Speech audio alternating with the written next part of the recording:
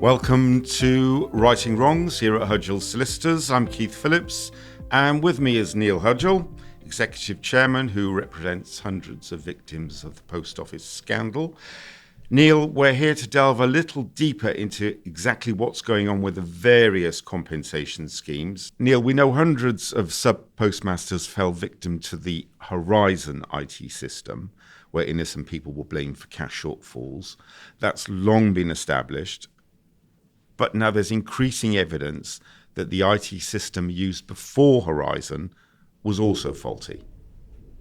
Yeah, that's capture and variations of capture. You say there's increasing evidence. I think there's actually compelling evidence. There's been an independent report prepared by Kroll. It's been with government for a while. We represent an increasing number of capture victims. We've met with government.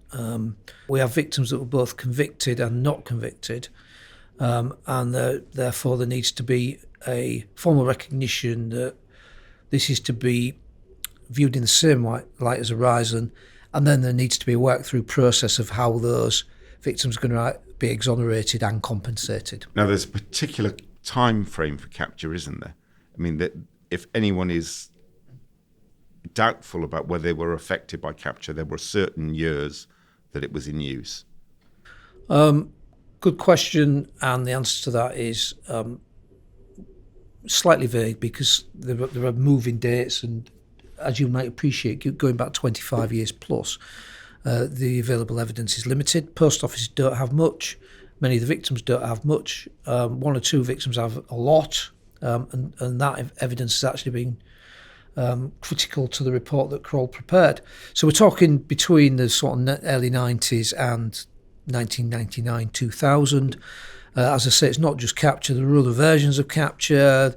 There's this system Eco Plus, ECCO Plus, that's also now been mentioned. And so, again, if someone feels that there has been shortfalls that have derived from the use of an IT-based system, they should shout out for advice. Do we know how many people may have been affected or prosecuted under the capture system? Conservative guesses are into the hundreds, but as you would appreciate, with an ageing demographic, there are likely to be more people that are no longer with us.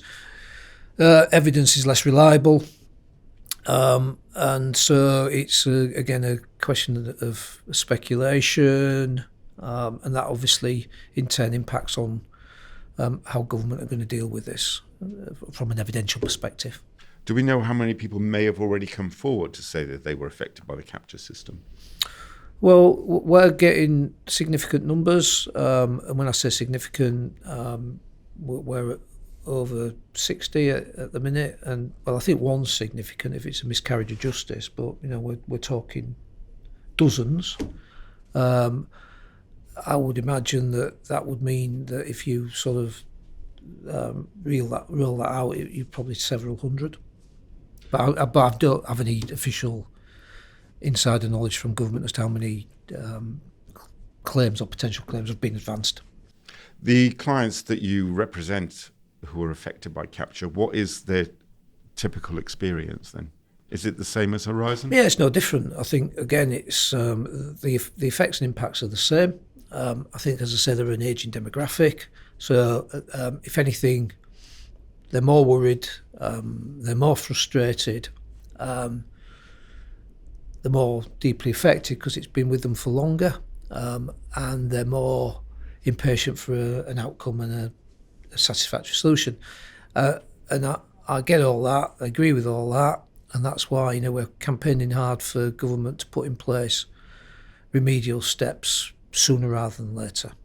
And if they were affected by the capture system, what would they be compensated for? Same things as Horizon. So if they were convicted and imprisoned, all the losses that follow from that. In the same way, if they weren't convicted but lost their job or just suffered Horizon losses, again compensated for that.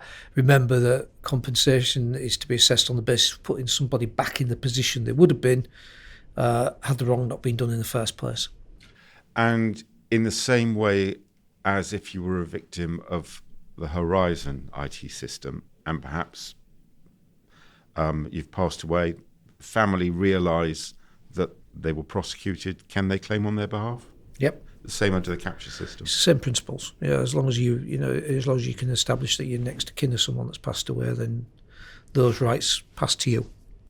And just picking up on where the government are with the capture system, there is no pathway yet set up for exoneration. No, there's no pathway yet. I think, again, as I say, there were two aspects to this. There are the people that were convicted and those that weren't. So the parallel is obviously the overturned conviction scheme and an equivalent of the arise and shortfall scheme. That's what we're looking at.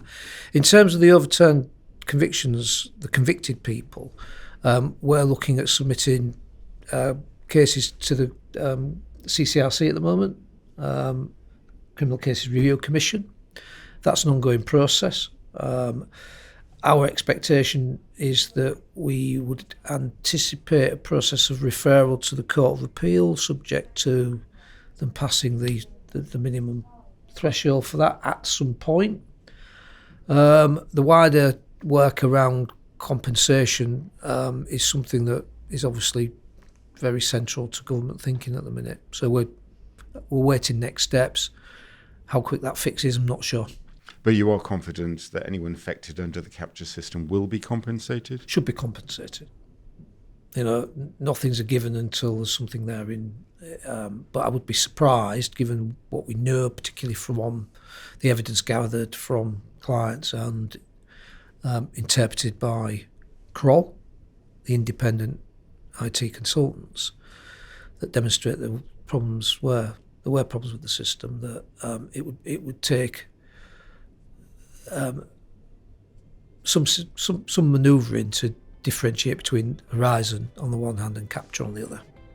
Neil, thank you very much, and thank you for listening to Righting Wrongs. If you need further information or advice regarding any issue relating to the post office scandal, head to our website hudgellsolicitors.co.uk.